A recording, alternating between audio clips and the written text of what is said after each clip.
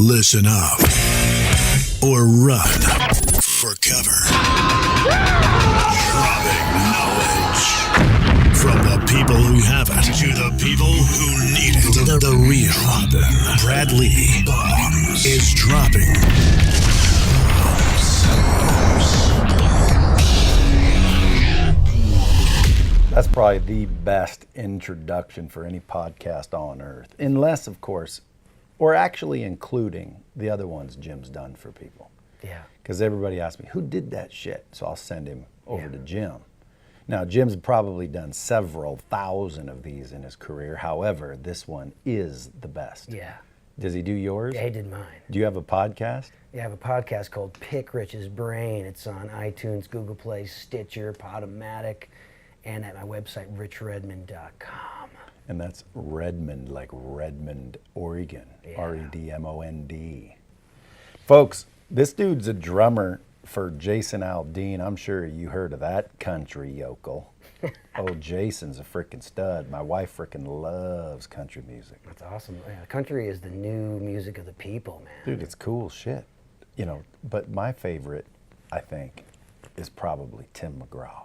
You like Tim? Yeah, man. Tim McGraw, dude, he's a freaking stud. He's awesome. He's become an incredible actor. Of course, I like Jason Aldean, dude. That dude's winning all the awards.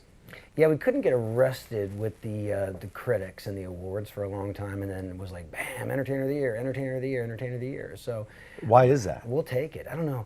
You know, there's in everything, you know, whether it be the Grammys or the ACMs or the CMAs or the CMT award. We have a lot of award shows in Nashville, which is great because they're like, which one are you doing? The CMTs, the ACMs, the ACCs? We have a lot of awards. Yeah.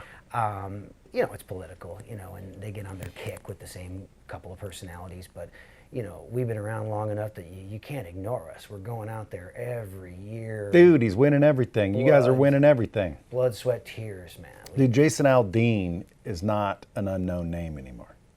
Yeah. Not even close. Like, if I've heard of it, then it's big. Because I don't hear a freaking, like, you know, I don't hear a big people in country music. My wife hears everybody. Doesn't matter who you are. Sure. But I don't hear names in country music unless they are big names. And Jason Aldean, dude, who hasn't heard of Jason Aldean? Yeah, it's been fantastic, and he's a great guy and a great musician, and we've had the same band for 18, 19 years, and that's really, really fun and really awesome. So how long did it take before you guys started getting some real traction? Let's see, I met a young Jason Aldean in 1999.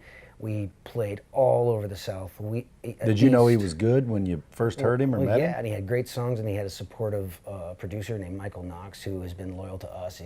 We've recorded 8 records together, you know, 21 number one songs, and so he always had that support system, you know, a loyal band, a loyal producer, and we started taking the music to the people in 2004, and then before you know it, we were opening up for everybody in country music, and then we started headlining like half basketball arenas in like 2008, 2009, and you know, we turned 5 people into 50, 50 and 500, that into 5,000, and you know, I think in 2015, we did a stadium tour with Kenny Chesney, and in 11 shows, we played almost to 1 million people. Damn. In 11 shows. Yeah. That was really fun. What do you think the number one song is? I think there's a song called Big Green Tractor and a song called She's Country that kind of like took everything to the next level. So you can check those out. But we brought the rock to country music because everybody in the band is like a rocker, you know. But we loved and respected the tradition of country music. I mean, I played with like Vince Gill and Pam Tillis and John Anderson and all these like, you know, awesome, you know, Hank Williams III. I've played with like a lot of like Grand Ole Opry type traditional country music artists. And where do you live? I live in Nashville. I've been there 23 years, and So you know, I think he's the drummer. No, he might be the guitarist. No, I think he's the drummer for Diamond Rio. Oh, Brian Prout. Yeah, Brian. Is he your golf buddy? No, Oh. but he's a buddy of mine through a buddy of mine, and he's not really a buddy. I can't call him that yet. He could be because he invites me down to hang with him because of one night we were up here with his buddy, my buddy, and he drinks wine. They drink wine. Yeah. Diamond Rio. So, and I mean, shit, dude, like they're pretty freaking established. Oh, like, yeah, Diamond Rio's been around for a long time. Yep. And so I meet Brian, I meet the whole band, but I meet Brian, and I go over to a steakhouse near this bar and get like real wine, good wine. Yeah. And we sat there and proceeded to polish off some smoking bottles of wine. And he's like, frickin' dude, you're cool. Because most people aren't going to step up and buy real wine. Yeah. But when you're saying real wine, you're talking like French stuff that's over $40. No, well, Napa Valley stuff. That's I mean, fine, yeah. dude, there is some good Napa Valley wines. Yeah. Like my favorite of all time so far is Camus Special Select. It's not just Camus, it's Camus Special Select. Right. If you go bust open a bottle of Camus Special Select, let it breathe for maybe 15 in a decanter, dude, you will literally be a fucking wine fan from that moment forward. Then, of course, there's Opus One. We polished off probably some Opus One, some Special Select. But at the end of the day, restaurants charge way more than it's worth. Like I think they were $400 or $500 a bottle at this restaurant, but they're only freaking $150, $160 at a liquor store. Nice. But at the end of the day, dude, it doesn't matter. I've tasted $2,000 bottles of wine. One time I drank a bottle of wine that's $10,000 a bottle. I think it was called Screaming Eagle or That's something. an expensive pee. Dude, it was, oh, dude. And let me tell you something. Wasn't any better than my Camus Special Select. Sure, man. You can't go wrong with Napa Valley, man. Yeah. Anything in California, Central Coast, Yeah, so Nashville, dude, that's the town I'm thinking about going down and buying out near Franklin or Leaper's Fork. You should. Everybody, it is a hot property. It's like everyone's moving there. There's 150 people moving there a day. For the last several years, traffic has gotten insane. It's not the same town, but I guess that's good because you have all these, high rollers coming in from the coasts and different musicians coming in from the coast. Everyone's leaving New York City and LA, and they're moving to Atlanta, and they're moving to Nashville. It's one of the last places you can really cultivate a really killer career in the music business. And now it has also replaced Vegas as the official bachelorette party capital of the world. Really? Yeah. So a bunch of women just running around with like little, penis hats and just screaming at the top of their lungs. And I live right in the middle of it in Midtown Nashville off of Music Row, so it's incredible. And what are you, just like a little high rise or something? Yeah, I'm on the top floor of a 6th-floor building, man. I treated myself because I got divorced like 2.5 years ago, and I wonderful, God bless her, she went easy on me, and I kept my house out in Brentwood, and I rent that out to all my superstar A-plus students, and so they watch the house for me, and I have a studio. I have in my man cave Crash studio where I record drums for people all over the world, and then I just bought myself a place in the heart of it all. I could walk to my favorite bar. What is your favorite bar? There's a place in Nashville, and everybody will tell you this. They'll corroborate the story. But there's a place called the Red Door Saloon. It's like 200 feet from my place. It's on the corner of 19th and Division.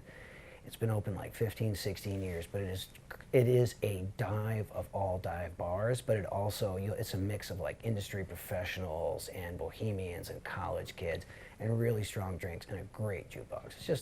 It's just the center of the universe as far as like where I go to have meetings. Sure. Well, I need to know the inside scoop because I'm going to be frequenting Nashville even if I don't move there, but I want to buy a horse farm.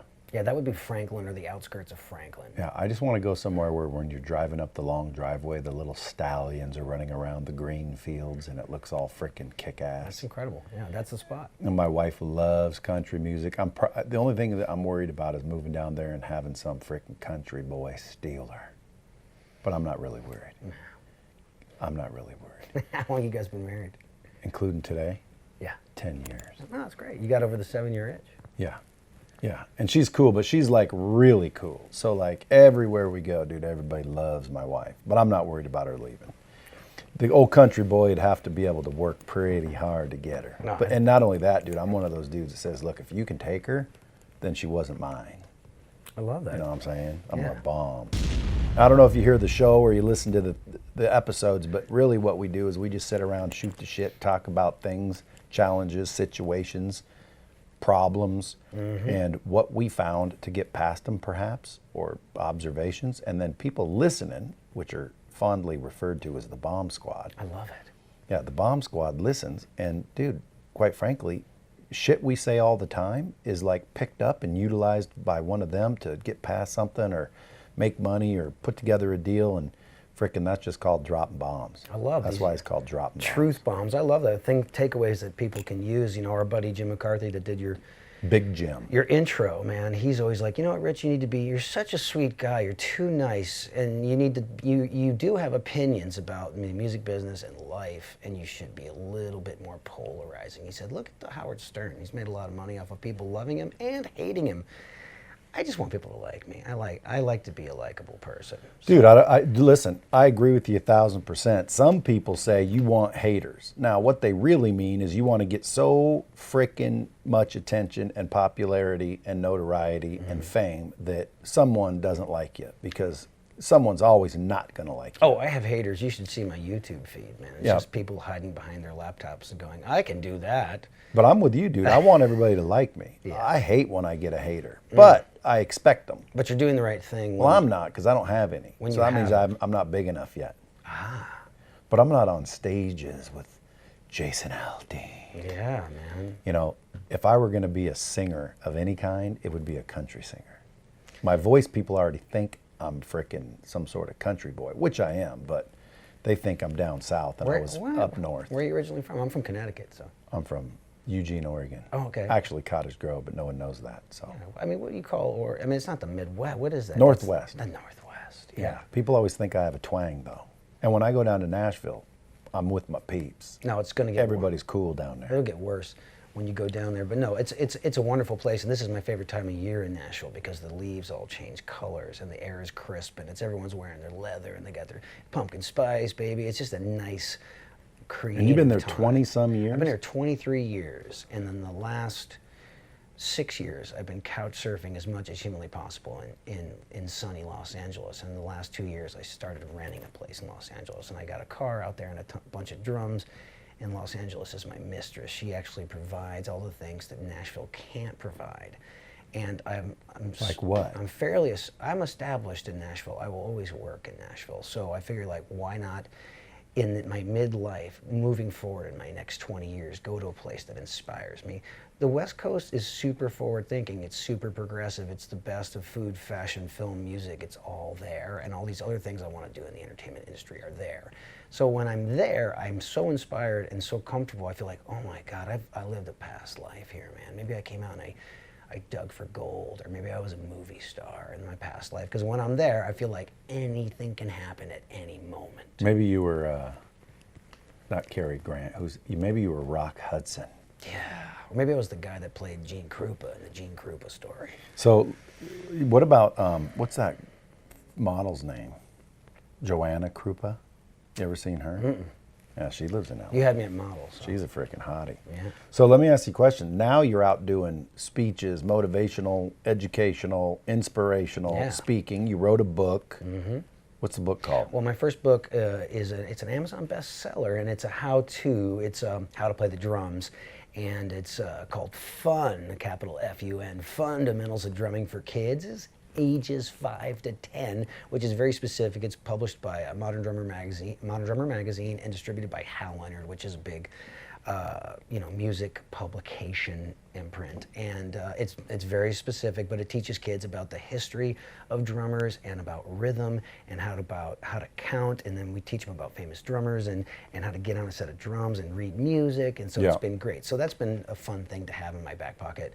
But I'm actually working on my book right now that hopefully will be out in the first quarter of next year. It's called A Crash Course for Success, and CRASH is an acronym. It's basically an acronym that's the basis of all my speaking that I do. I've been speaking for the last 12 years as a motivational, inspirational keynote speaker. And it's what helped you build your career, find all the success you found. CrashCourseForSuccess.com. If there's some folks out there, it's a high energy motivational event that mixes music, and those takeaways I speak about commitment, relationships, attitude, skill, and hunger. 5 things that anybody in any walk of life, any season of their life can be more successful. And it works for a kindergartner, and it works for a new hire at a company. It works for a CEO of a Fortune 500 company. It's pretty versatile, and what was the A for? I love it. It's attitude. So commitment, relationships, attitude, skill, and hunger. That's kind of what brought me to Vegas this week. I was speaking yesterday for 400 elementary school kids at Wayne Tanaka Elementary. Dude, I like the fact that you're out there helping kids. That's my freaking, That's what I like to do. I Because don't have kids, so it's a way of like affecting them in a positive way, and then I get to tell their parents, "Hey, take them back. They're yours." Yeah. So let's break down each one for a minute, because there may be someone listening that's like, dude, I kind of want to succeed and build my shit up. So the CRASH acronym: commitment, relationship, attitude, skill, and hunger. Yeah. I've got some pretty, I'd say, serious opinions on. So let's hear yours. Commitment, I love it. Well, everything starts in the mind. We all know that the mind is so powerful. People are like, "Hey, 1000%. I want to lose weight. I want to quit smoking." You know, it's everyone's. That's a bomb. Means pay attention, because you just said everything starts in the mind, and I can't freaking agree with that enough. Yeah. People don't understand that shit. They're sitting there going through the motions, and their mind's fucked up. Their mind is literally not working properly, Yeah. and they don't understand why is nothing working? Because your head is messed up. The first thing you do is decide what you want to do, and you write it down on a piece of Dude, paper. you must have been listening to my shit. This is what all of us motivational types talk about. You know, Well, it's I what mean, we've discovered, Yeah. and it's true. First thing you need to do is decide. Talk about that. and then take the steps in the right direction. And you don't even have to have a plan that's fully realized. Just take the first step, and the way will be revealed. But that willingness to take the first step is everything. So Why do you think people are so afraid not to?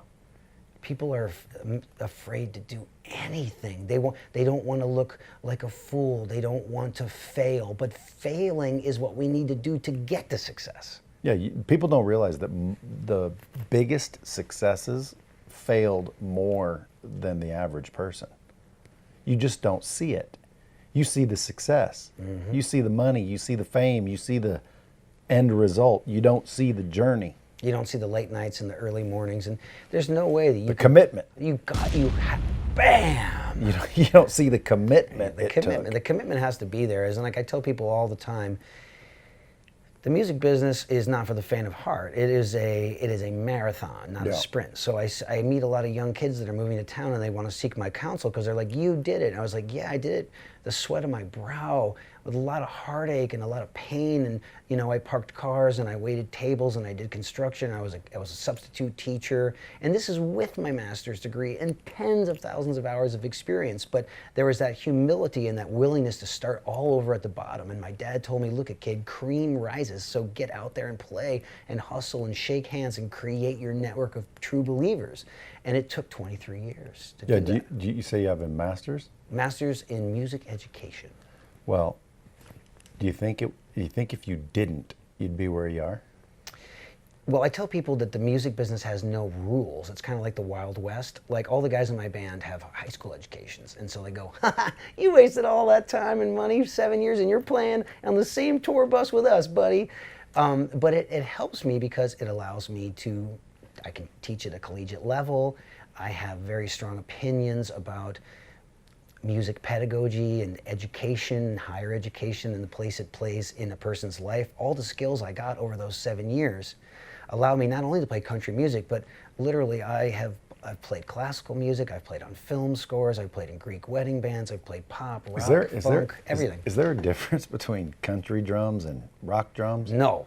Like a drum's a drum. No, it's the attitude and how you serve it up. It's almost like a character actor. You're assuming you're within these guidelines, right? And within those guidelines, you have to kind of paint the Mona Lisa.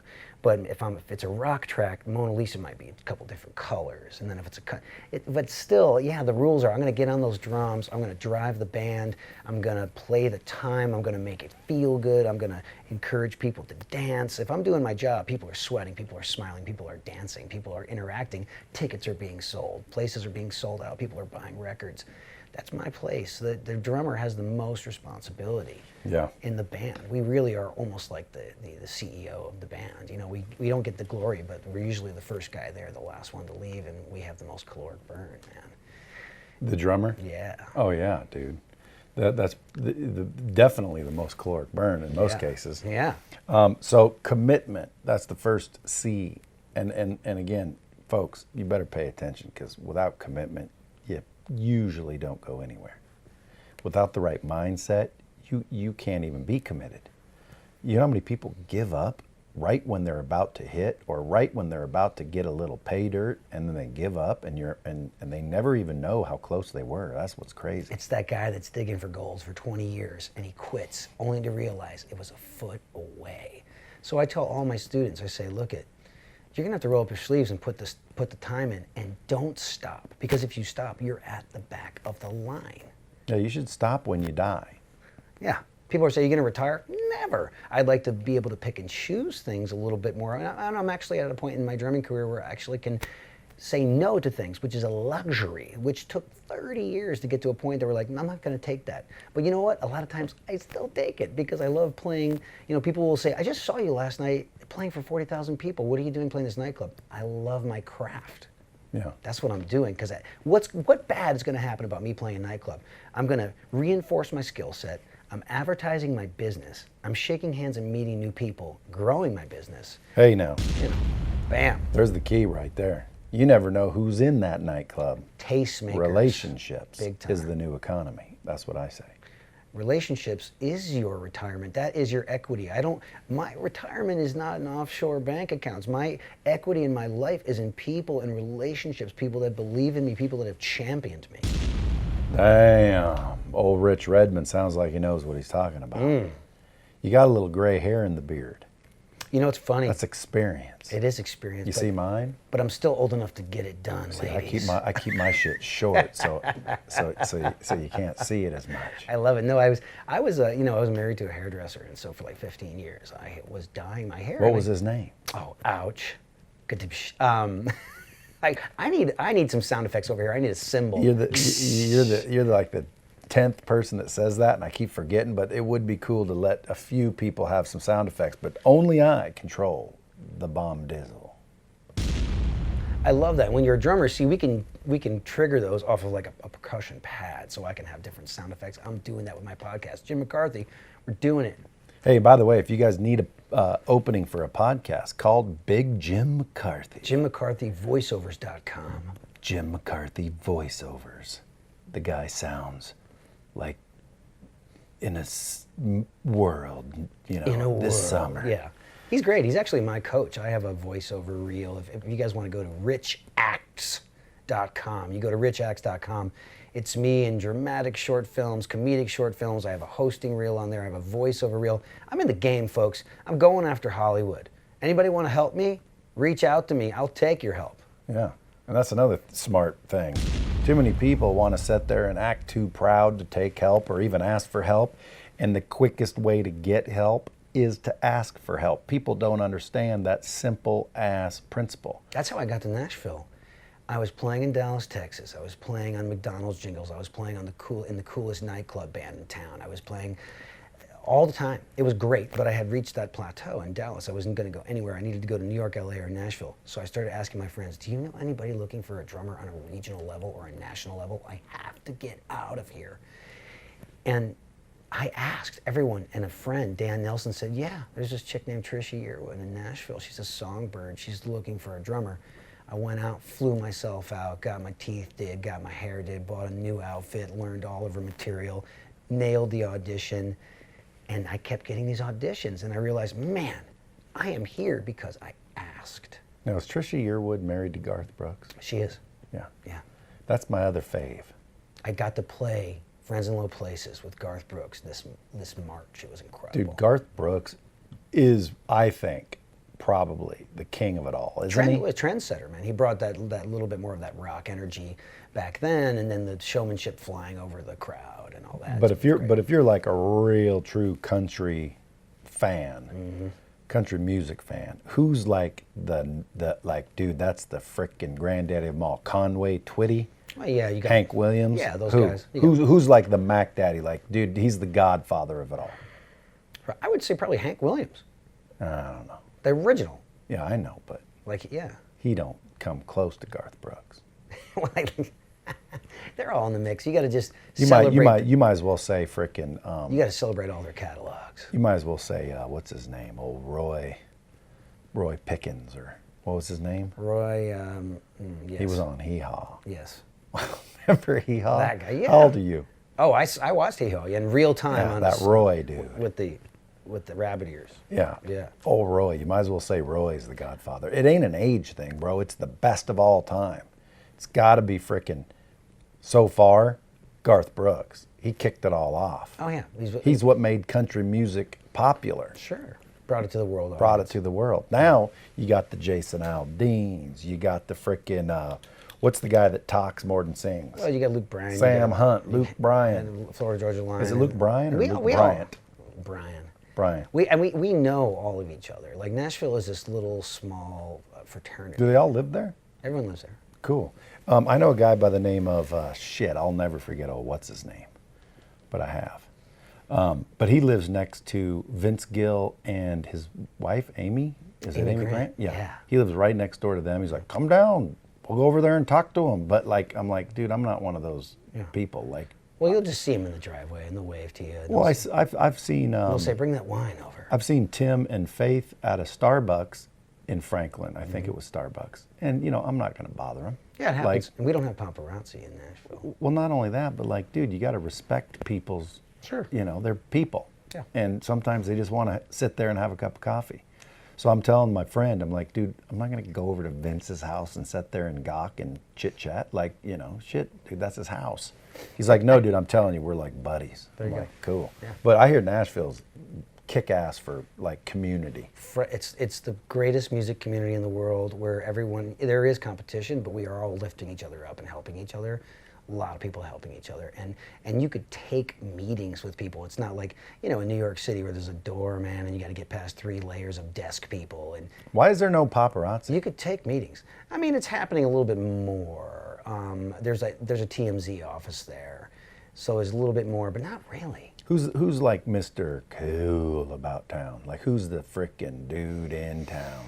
Keith Urban? Yeah, you'll see Keith Urban, but he's probably got multiple houses. He probably spends a lot of time in Los Angeles doing American Idol and hanging out with his wife. They're out there a lot. But you're there nonstop. I'm there a lot, but I'm also in Los Angeles a lot. So I'll be in Los Angeles this Thursday and Friday. I'll be there next Monday, Tuesday, Wednesday, and Thursday.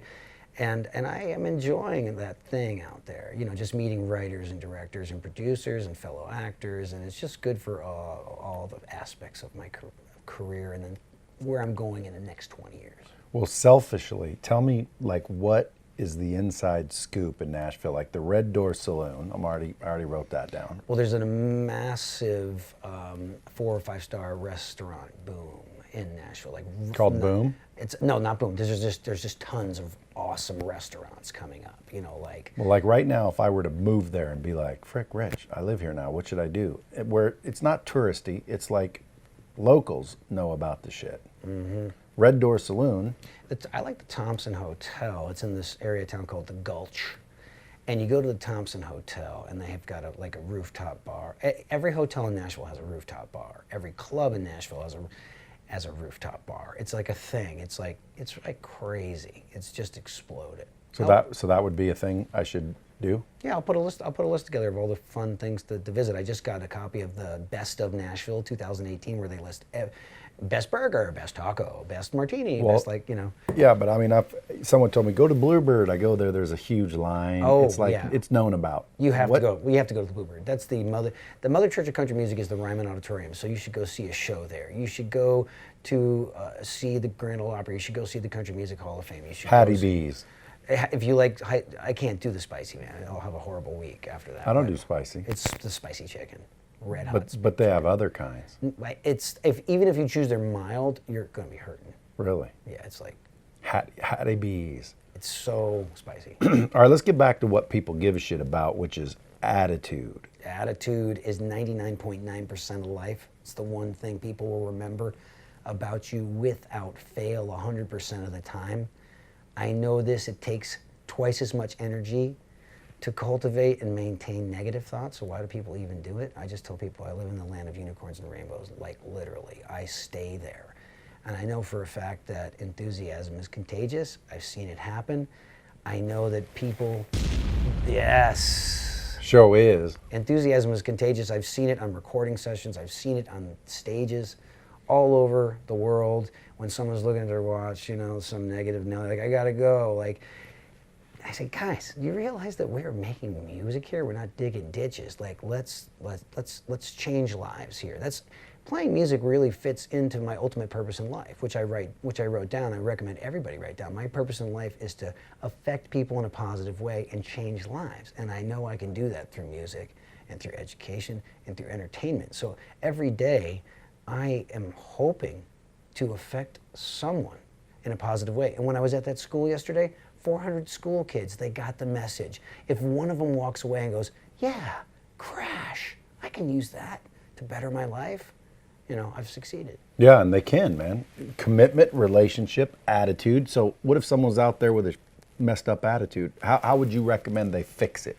I say there's a lot of ways to change your attitude because we're all human beings and we wake up on the wrong side of the bed sometimes. So what I do is I will listen to my favorite music. I'll watch my favorite film. Sigourney Weaver, 1978, Alien, right? She kills the monster, her and her cat go on their merry way. It's an epic film. Or I'll watch Rocky, one-arm push-ups. He's hitting the meat, he's running one egg whites, he's doing that whole thing. Or I'll go eat super colorful food, super healthy food. I'll drink a green smoothie. I'll go get exercise. It releases endorphins and changes the chemistry of your freaking mind, man. I'll do these things, and I'll hang out with friends of mine that are like-minded individuals. Birds of a feather flock together. So those are like 6 techniques you can use to reset your attitude. Nice. Yeah. Those deserve bombs right there. Now, why is attitude so important in your mind? Your attitude will affect every aspect of your life and actually determines the consequences of your life. Your choices, the choices that you make come from your mind. The positivity is just where you want to be, where you want to live. People are attracted to positive, happy people. Even if you don't have the greatest skill set in your chosen field, if you are positive and flexible and willing to learn and you're a people person and you are not offended when someone gives you direction, you can take direction without being offended, you are going to write your own ticket to success. Come on, folks. This is freaking good shit. Now, tell me about skill. Obviously, that's a key. Yeah. What I tell people is, hey, you need to write down, not only identify, but master the skills you need to be successful in your chosen field. So for a drummer, I say, well, we're going to learn how to hold the sticks, and then we learn our rudiments, which is like the scales or the building blocks of drumming. Then we're going to work on doing 4 things at the same time because drummers are extreme multitaskers. We're actually doing 4 things at the same time. And then I have to train them to read music. And then after reading music, I have to train them to play all these different styles of music: rock, funk, pop, jazz, big band, EDM, disco. It's a lot of work. Takes tens and tens of thousands of hours. And then when we get there, the world is moving so fast, we have to run just to stand still. So we have to keep learning to stay relevant. I love it. Is this the record for bombs? No, almost. Okay. Almost. But the shit you're saying is true, dude. You have to continue to learn, man. Too many people go do something and say, okay, I've learned it, and then they stop and they stagnate, and then they eventually take a shit. They shit the bed. And once you achieve some notoriety and success in your chosen field, it's good to, for me personally, I'm a creative person. So I'm working to become a great television host, a great voiceover artist. I want to hear my voice in a cartoon, and I want to become a better actor, and I want to become a better speaker, and I want to keep cranking out books. And all these things are creative pursuits that I want to enjoy on the highest level and actually work in those fields. And then when I come back to playing the drums, it's like, I missed you girls. I'm coming back to them with this new optimism and appreciation and gratitude because I'm learning to express myself in other creative ways. And I think all those skill sets are going to cross-pollinate and help each other and nurture each other. So I'm having a blast. Now, where did you learn this shit? Just over the course of, gobbling up the great thinkers, Napoleon Hill, The Law of Success, and Tony's Awaken the Giant Within, and all the Zig books, Zig Ziglar, and just absorbing all that stuff. And I probably watched the film The Secret twice a day, every day for 60 days. See, twice a day, every day. Why? Why would you do such repetitious things like that? To ingrain it in my DNA. We don't need repetition to learn. We can just look at something once and have it mastered. Well, that's like if you teach me how to play the drums today, right, I'll be fucking as good as you. that's what I don't need to I practice. think that's what a lot of. I hate to rip up on the millennials, but it's like I meet so many of them that they just want it right now. You know, they're moving to Nashville and they're saying, I don't want to go play down on Lower Broadway and play for tips and go do all these free gigs. I'm like, that's how you advertise your product. Not only that, that's the work, that's the dues. If we're at the music business, the entertainment industry is a social business. Not to mention, dude, if I were freaking into music and I was a musician or a singer or an artist of any kind in that industry, dude, I would love to be sitting on the fucking street corner.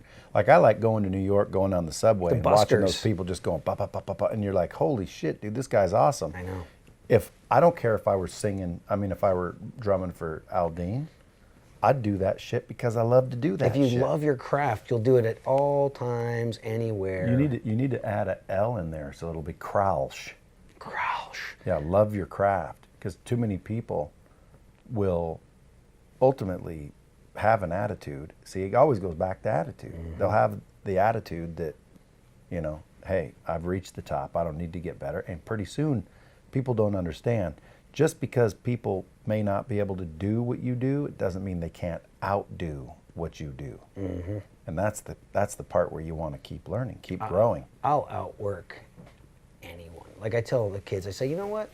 When I was in school, I brown bagged it in high school for 4 years. My parents were still coming up financially. I was their firstborn, so I packed a peanut butter and jelly sandwich, pretzels, and an apple every day for 4 years in high school. And I practiced before school. As opposed to what, though? As opposed to all the kids going out to lunch every day, because I didn't want to lose that time. Because, dude, peanut butter and jelly, dude, that's the shit. I still eat them. It sounds really good, actually. Dude, I love peanut butter and jelly. Yeah. Especially when you toast the bread. Oh, yeah, and you slice it in triangles like your mom did.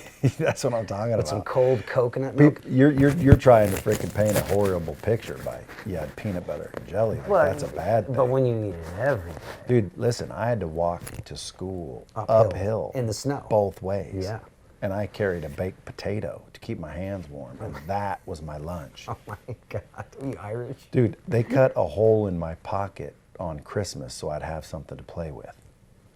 What was your upbringing? Were you like, was it, you know, were your parents well-to-do, or? Are you, No. Well, I mean, for a minute they were. My dad was a blue-collar worker, so we were kind of struggling for a long time.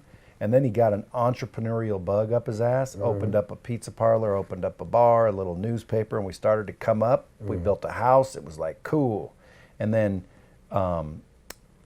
he ultimately didn't pay an insurance premium for whatever reason. I think the story goes that my uncle, his brother, decided to save the money and not pay because they were partners in the tavern. Uh-oh. And somebody came in, got real drunk, rode their motorcycle home and crashed and sued. Well, they had just canceled or not paid the insurance premium, so we weren't covered. And then that put us right back down to the shit, even below.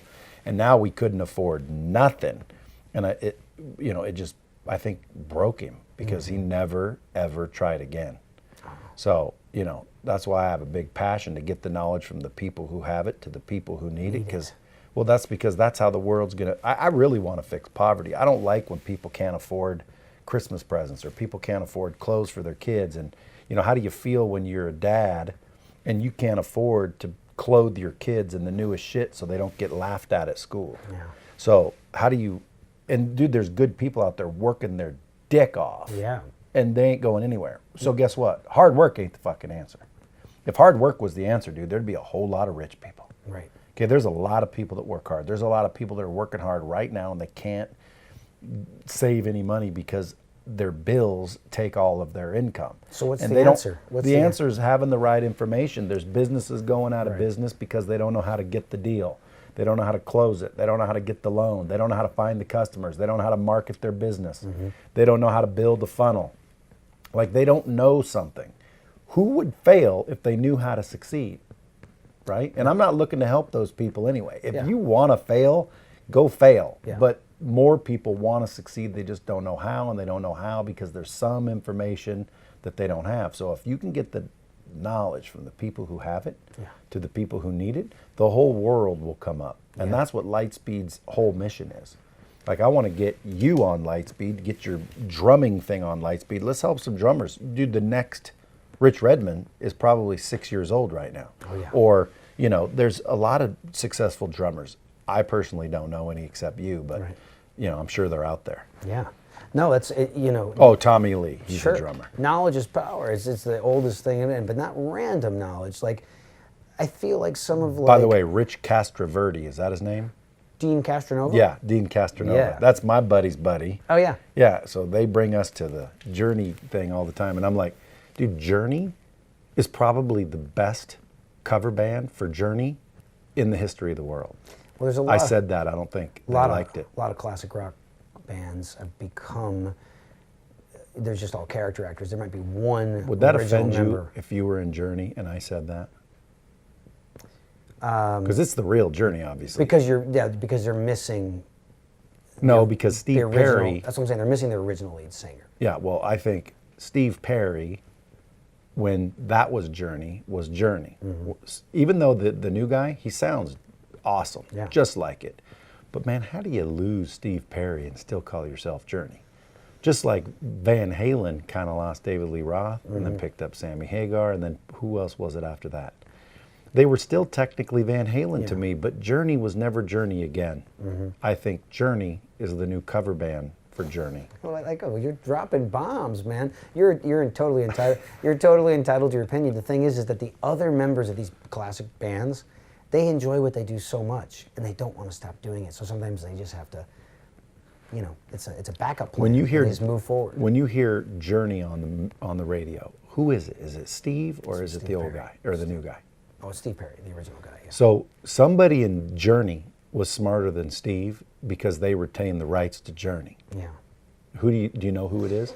Is Dean a new drummer or original drummer? Dean's been a drummer for like he was a drummer for like 20 years, I think. I mean, the band's been around a long time, and now they have another drummer that was the original drummer. Steve Smith came back, right? So they're just kind of like recycling band members and stuff. But it gets to the point where these names are just gigantic brands. Journey, Foreigner, REO Speedwagon. They have some original members and sometimes no original members. But people want to hear Who owns the rights, though? Somebody that's smart enough or savvy enough in the organization to sign some sort of a thing to themselves. Like the drummer from Cheap Trick owns like a large portion of Cheap Trick, and he's not even touring with them anymore, but he still gets a check because he was smart enough to create this document in the early days. Damn. Yeah. Well, that's what I would do. See, again, there's a bomb. Folks, if you guys are musicians and you're just forming a band and you don't know if you're going to be huge later, how would they make sure they own the rights to that band? You got to lawyer up and make sure all your paperwork is in the right. Hey, man, my new company, 1225 Entertainment, that I have with my partner, Mike Crumpus. Mike is a world-class guitar player. He played with Elton John, Nelly Furtado. He played with Natasha Bedingfield. He played with Smash Mouth. He's a monster of a guitar player, but also an incredible producer, songwriter, super nice guy, Canadian guy, and just so nice. But his business chops are insane. He's brought me up to his level as a businessman, and we do nothing without paper, which is so smart. Get it because in writing. Nothing works on a handshake anymore, and I learned that the hard way. I lost a lot of money for about a decade in the last production company I had because we didn't have a lot of paper. You know, so we learned the hard way. But now, moving forward, lawyers are a necessary evil. See, you know, I got a book coming out. Yeah. And it's called The Hard Way. Oh, great. Should I learn the hard way so you love don't that. have to? And because I had to learn the hard way, and because I'm in Vegas. Come on. Can I be hard in way. the book at praise for the hard way? Well, sure, but dude, learning the hard way is an excellent teacher, and Yeah. and unfortunately, dude, I've got a PhD in the hard way. Like for some reason, was never smart enough, or coached, or mentored enough to just seek out the mistakes of others and learn from them. So I had to learn on my own, which is the hard way. Hey, and having a mentor is so powerful. Everyone's talking about mentor. Get a mentor. Get a mentor. Get a mentor. When I moved to Nashville in 1997, I sought out the counsel of some smart people, and I got their advice, and they listened to my demo tape, and they hooked me up with some opportunities. It was great. But I never said, can I follow you around for a week or a month in your life? I never had a dedicated mentor that basically told me everything like Yoda, Yeah. because I think I was a little too proud. I said to myself, you know what? I have something to say. I have my skill set together. I'm here. I'm ready to shine. I don't care how long it takes. I will do this from the sweat of my brow. If I had gone out and gotten a mentor, I may have shaved off 5 years of the journey. Yeah, it still worked out. I guarantee but, I would have. You know, I was an idiot, and technically I learned that recently in the last 5 years. So now I'm starting to be a little smarter. Yeah. But man, dude, getting it in writing is a bomb. I tell people too. Look, you don't. Well, that's my dad. I don't give a rat's ass who it is. If you guys are buddies, get it in writing. Yeah. If you're family, get it in writing. well, it's going because to preserve. money changes things. It's going to preserve the integrity of that relationship by getting it out of the way first. We say like, I hate that we have to do this. Let's just do it. Let's rip the Band-Aid off. Get it out of the way. Yeah, people don't trust. What's the problem? You don't trust me, dude? Yeah, I totally trust you. I trust that you will frickin' sign that piece of paper, because if you're not willing to sign the paper, what do you really, really have in mind? Yeah. Because like I asked someone the other day, I'm like, dude, why don't you do this, that, and the other thing? They're like, oh, that'd be awesome. I said, all right, let's do this. And he said, all right. And I said, I'll have something drawn up. He goes, what do you mean? I'm like, well, dude, I'll have something drawn up so it memorializes what we've agreed to. Right. Dude, we don't need to do all that. I said, yeah, we do. He said, but dude, we've been knowing each other for a long time. Well, guess what? You tend to forget when there's big money involved, like big money involved. And why chance it? You don't have to learn the hard way like you did or like I did. Dude, someone tried to toss me out of this company before. I gave the prick some shares. Gave it to him. I learned the hard way too. Is the prick listening? I doubt it. Right. The prick's probably freaking crying because he got tossed out of here. But at the end of the day, you got to get it in writing. You don't need to trust people. So Bomb Squad, if you guys are listening, doesn't matter if it's your wife, doesn't matter if it's your husband, doesn't matter if it's your mom or your dad or a stranger. Just get it in writing. And if someone refuses to do it in writing, you probably just avoided a future pain in your ass. Because lawsuits aren't good for any reason. So when you get it in writing, it spells everything out. Dude, skill's natural. You got to do your skill. That's part of crash. Yeah. Well, skill what? What's the point of skill? You got to develop it. You got to continue it. What's the trick there? First of all, identify the skills you need to be successful in that chosen field. So basically, choose where you want to go and identify what you should be really good at in that field, and then go after those skills, nurture them with great teachers. So last night I taught here at the Las Vegas Guitar Center because there was three working professional drummers that just wanted to just pick my brain for an hour and see what nuggets of wisdom I can. And so we talked about a lot of things. We talked about their technique. But a lot of times I get hired by a drummer and I'm basically life coaching. I'm saying, okay, how old are you now? What's your life like? Are you married? Do you have kids? Where do you want to go? What if someone wanted to hire you to be a life coach? I think it'd be incredible. How do they get a hold of you? CrashCourseForSuccess.com. Also, Rich Redmond, REDMOND.com. And then I'm on the socials, all the socials. So somebody can reach out to you, where you're the full and only drummer for Jason Aldean, like the same dude on stage, rocking all them concerts. Yeah. Someone can just reach out to you and you'll coach and life coach. I'm a sitting duck on Google. Come on, folks. Who's bringing you the frickin' cheese but Bradley? We had a good time yesterday at Guitar Center. These are all cool people. Yeah, but this is what I'm talking about, dude. This is helping people because most people, especially to the level you're at, they're not willing to do that. They want to be private. They're not telling anybody anything. You seem like you genuinely want to help people. You have to give away everything to keep it. There you go. Dang. That should be a nuke. I think I might win this bomb dropping contest. That's a good. But no, literally, it's like I will give away everything. I have no secrets, and I'm literally completely transparent. Everything they want to know about navigating the music business, living a successful life, becoming a better musician. All they got to do is reach out? Yeah. I mean, literally, yeah. I had a great time with these kids yesterday. And a lot of times people don't want to hear what I have to say because I'm sweet and I'm sincere, but I'm also very direct. I'm like, okay, you're 48 years old, you live in Des Moines, Iowa, you have a wife, 3 kids. You want to move to Nashville? Why? It's a young man's game, buddy. So I can be famous. I think, but at the same time, I say, you know what? It's not the greatest idea, but you don't want to be a member of the woulda, coulda, shoulda club. So you should go ahead and do it. just do it. If you're But white, if you don't have the skill, see, there's where I tell people, Yeah. I'm just like you, but I'll tell the truth. well, If I'm sometimes like, they'll learn the hard way. They don't have the skill because they'll show up day one in Nashville and they're surrounded by these incredible musicians. They're going, wow. yeah, but I can tell by looking at you. Yeah. Like I say, okay, play for me. Right. And if they are really talented, like son of a bitch, dude, you're as good as me, then I'd say go for it. I don't care how old you are.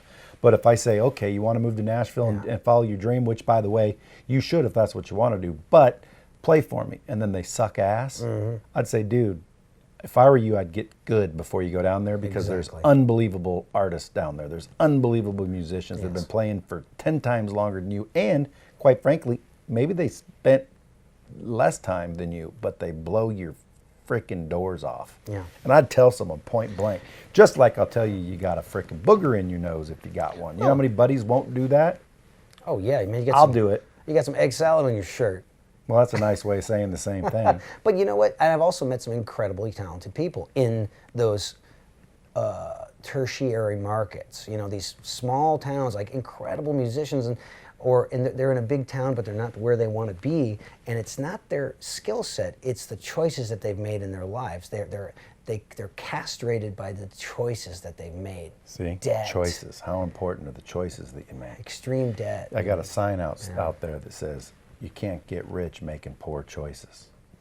Now, in your case, you can't be rich Right. making poor choices. Dude, people don't realize how simple shit really is. Like, why complicate it and act like it's this big old crazy thing? The choices you make stack up and either make your life shit or make your life good. The choices you make. There's people in prison that made dumb choices. There's people on the street that made dumb choices. There's people that are literally barely surviving, and if you boil it down to why, because they're making poor choices. It might have been to not go to school. It might have been to continue working at the job they continue to work at. They might think, well, I've got a family, I can't quit. Yes, you can. You found that frickin' job. That job was a dead-end job. It's still going to be a dead-end job. Why can't you leave? I've had people say, dude, I've got a family, I can't take that risk. Dude, that's the exact reason I would take the risk. You've got a family. You can't take that risk. You should be willing to risk anything for your family. Anything. And guess what? Worry more about not winning and staying the same. Worry more about that. Like if I had a freaking family that I was so worried about that I couldn't quit this bullshit life and try a better one for them and for me, if I had a family that was worth that much that would stop me from taking that risk, I'd reevaluate my mindset. Because why are you so afraid? Well, I got to feed them. Dude, you'll fucking feed them. Quit being a pussy. Dude, you quit. If people right now quit their job and went out and tried something and it failed, you could probably get the exact job you had back, let alone find another one that's even a little bit better. Don't be so afraid to take chances. Sure. What about hunger? How do you get hungry? Hunger is this.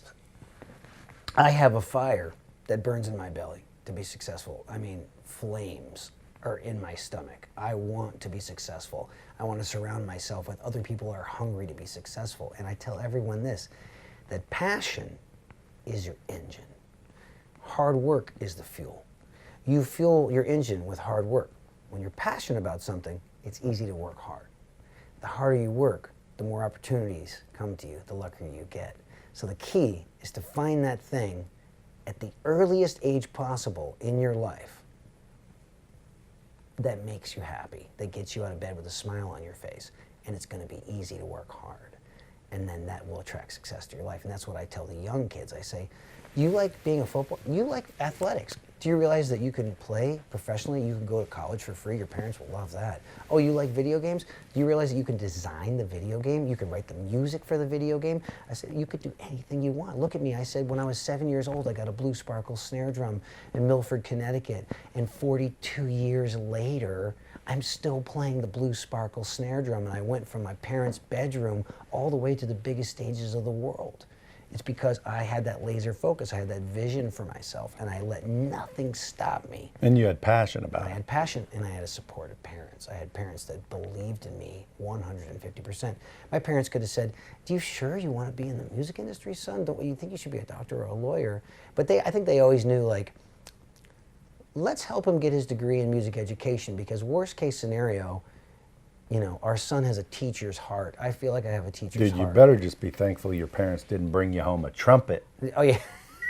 Playing taps professionally. Dude, you could have been Chuck Mangione. There's less opportunities for trumpet players. There just really is. There's so many options. Dude, not only for a that, great when you're drummer. done playing the trumpet, your lip swells up. Yeah, it turns into hamburger meat, man. Yeah, like you don't want to be a freaking trumpet No, player. I love the path I chose, and I love telling people that they can do whatever. Name one famous trumpet player besides Chuck Mangione. Maynard Ferguson. Who's that? I almost played in the Maynard Ferguson band. He was a trumpet player that No one heard of him. Next. Okay. No, Only if you're a musician, I think dude. jazzers. Yeah, only if you're a musician. Well, and of course Miles Davis. Oh, well, Miles Davis. I've heard of Miles Davis. All right, you got one on me. What's another one? Maynard Ferguson, Miles Davis. Yeah. Exactly. I'm getting Alzheimer's, folks, that's bad. Kids, people, look, if you love the trumpet, set it down. Okay? My God. Set the damn trumpet down, dude. Get a different passion. Like, you ain't going anywhere with the trumpet. I don't know. The thing is, you play an instrument like that, you can play in the symphony orchestra. At least saxophone, bro. Yeah, saxophone's sex. Just not the frickin' trumpet. Sax is way The sexier. trumpet leads nowhere, folks. You're passionate about the trumpet. Play the trumpet on your spare time. Pick up some drumsticks, pick up a guitar, pick up a saxophone, or learn to sing. No fame ever is going to the trumpet player. It's less, for sure. Okay, that's called telling the truth. Now, the hunger. You got commitment, relationship, attitude, skill, hunger, all packed into this episode of Dropping Bombs. Oh, man. If you could wrap it all up into one package, tell somebody that's listening, man, if using that acronym, Yeah. how do they change their life starting today? The elevator pitch on Crash Yeah. is this. I can do it in 30 seconds. I just say, look, make a commitment to your family, to yourself, to your product, to personal development. Cultivate sincere, lifelong, mutually beneficial relationships with people. Have a flexible, positive, award-winning attitude. Attitude is 99.9% of life. Enthusiasm is contagious. Identify and master the skills you need to be successful in your chosen field. And then master them. Master them, and then keep moving with new skill sets. Reinvent yourself to stay relevant, and realize that passion is your engine, hard work is the fuel. Be passionate about something as soon as you can, and even if you don't do it early in life, do it at some point in your life. Damn, dude. Now, where can people see you speak? Because now you're getting asked by all kinds of companies to come fire up the crowd Yeah. and teach them this shit. Well, luckily, I've done like 10 events for Cisco. I've done stuff for Hewlett Packard, Microsoft, a lot of hotel chains, healthcare companies like TriStar Healthcare. If anybody wants you to speak, dude, it's not just good, solid content, but you bring the drums and turn it into a whole show. It's don't like you? a rock concert keynote speech. Dude, those are freaking awesome. And it's also customizable. So any company that wants to bring me in, they have new goals for that certain quarter or for the year, or if they want me to weave in their cultural bullet points or company philosophies, I weave everything in. And then my new thing also that I'm doing is people are hiring me to MC and host corporate retreats. Then I do my keynote speech, and then I have an all-star band. It's a triple threat, and I'm going to solve your problems with one phone call. Dude, if Bomb Squad, listen, and I got a lot of big wigs in the Bomb Squad. If Yeah. you guys want him to come speak, go check him out at richredmond.com or crashcourseforsuccess.com. Yeah. Follow him on Instagram at Rich Redmond. Yes. Frickin', you can hit him up on Facebook too. He's at Rich Redmond on all social media. You tweet? Tweeting is, I don't see the results, but I am on there. Yeah, I do. I do, dude. Twitter's awesome. Yeah.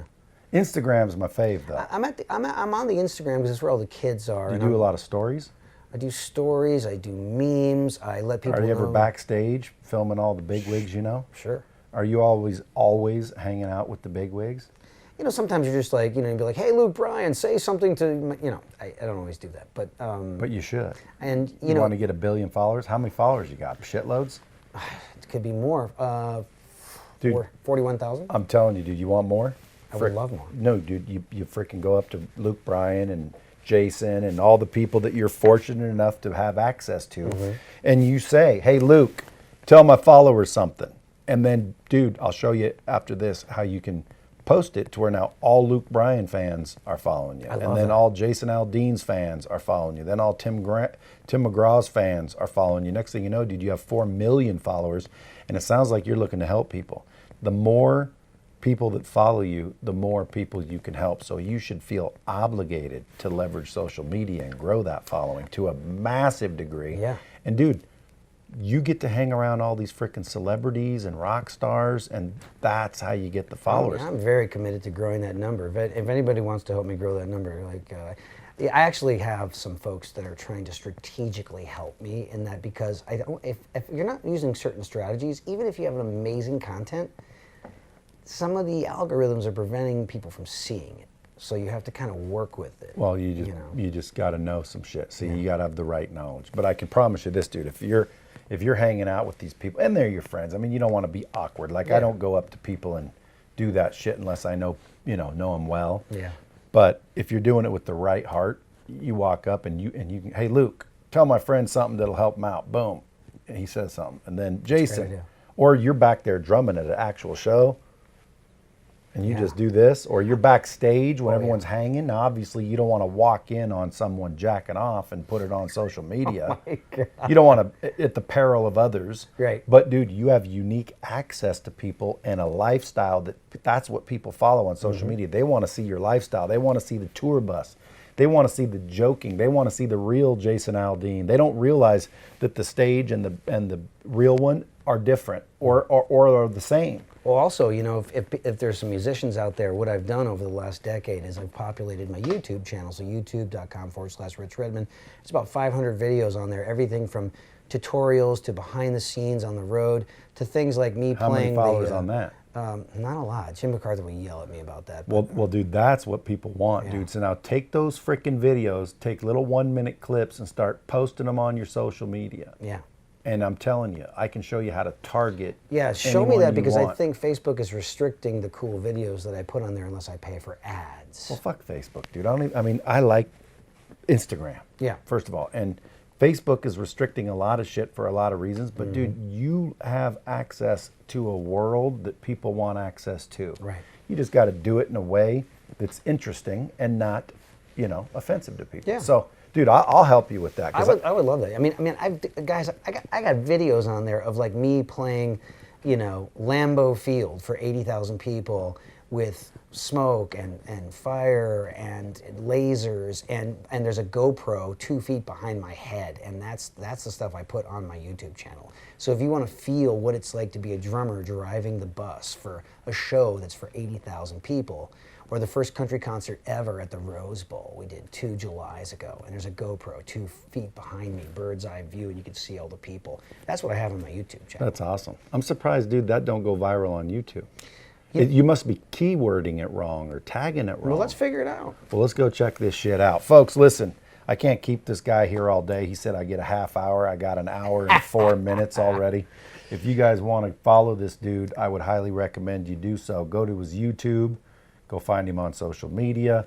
And frick, man, if you guys are interested, reach out to his ass. It sounds like he'll frickin' help anybody. I will help anybody, and I'm going to let everybody know about my book coming out, A Crash Course for Success, first quarter of next year. Can't wait to put this thing out. Yeah, and Bomb Squad, I want you guys to pick up that book so we make it an instant bestseller. So I'm going to have you back right when it's about to release. Can't wait. So we can frickin' remind them of the badassery. I'm so impressed with everything you have going on, man. I really appreciate you having me as a guest. My pleasure. And dude, listen, this is the #1 podcast on earth. I have 7 billion downloads every episode. Everyone in the world will hear this. Come on. It's crazy. There's like 2 people in Namibia, Yeah. somewhere in Africa. Mumbai. Yeah, Mumbai, that don't listen. Everybody else does. No, I'm freaking rising to the top, though. I can tell you this. The Bomb Squad's powerful, though. You will sell books. You know, it's crazy. I didn't want to overeducate myself. I wanted to leave some things to just, like meeting a new person. But I had no idea that podcast is that popular. That's incredible Dude, news. podcast is growing in popularity because people can listen to it in the car. They can listen to it at the radio. It's just listen. They don't have anything to watch. And, you can learn a lot of shit just through normal discussion. Yeah. So Well, I've helped a lot of people. I only did this for shits and giggles to start with. Yeah. Then I started getting letters, man. Hey, the guest you had on that you were making fun of his man boobs got me off the couch. I had been on the couch for 7 months for this depressing reason, and you got me moving. Then this one, hey, the guy you had on or the girl you had on helped me think through this, and I started going, man, dude, this is actually helping people. Yeah. So I started saying, look, I'm just going to start doing them. And now we're doing probably 50,000 downloads an episode. I love it. People are tagging and sharing their friends, and it's growing. And I got the same passion as you, bro. I want to help people succeed and win and live better lives. It's our obligation to do that. And, you know, I'm committed to, no matter what, even if I have to start doing these, I love doing interviews in person. I feel like they're way more sincere. They're better. But to start cranking out more content, I'm going to be doing things like over the phone or over Facebook Live and just recording the audio so I can have more content. Because I've got 19 episodes of Pick Rich's Brain, and it's high-level musicians, drummers, authors. I'll be doing some Dude, actors. why pick? You don't even use one. What's that? Pick Rich's Brain. That should be if you were a guitarist. Pick my brain. Yeah, like people you should come up with like snare Rich's thoughts. Yeah, I was trying to avoid going for the drumming obvious thing. You know who came up with that title? Jim McCarthy, voiceovers.com. Pick Rich's Brain. Yeah, so the idea is that some of the format is as we're recording the episode, we're on Facebook Live. So curious people are coming in, they're asking me questions. They want to know about the music business or the entertainment field, and as I'm with my guests. That's growing too, isn't it? It's kind of fun. And it's growing. It needs to grow. I need to be doing 2 episodes a week, like you and Mark Maron and all my Joe Rogan and all the guys I aspire to. Dude, Joe Rogan will have you on. That dude's a cool dude. I would love to be on Joe Rogan, and I would love to be on Mark Maron, and I don't know who I need to talk to. Someone listening is going to get you there. Folks, go hit him up. Hit up the Bomb Squad. Let him know you're listening. Let him know you care. Get his book. Support this dude because he's out there to support us. Until next time, tag, share, and rate this shit. We need to be at 5 million downloads an episode. Talk soon.